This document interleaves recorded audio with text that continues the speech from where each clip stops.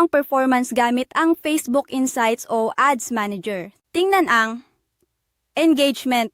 Ilan ang nag-like, comment, share? Click-through rate, CTR. Ilan ang nag-click sa link? Conversion rate. Ilan ang nag-take action, purchase, sign up? Cost. Per result. Magkano ang nagastos mo para makuha yung mga clicks o conversions? Sa mga numerong ito, malalaman mo kung alin sa dalawang versions ang mas effective. 7. Gamitin ang natutunan para sa susunod na post. Kapag may clear winner, gamitin mo yung style o SN element na yon bilang template para sa mga susunod mong post o ads.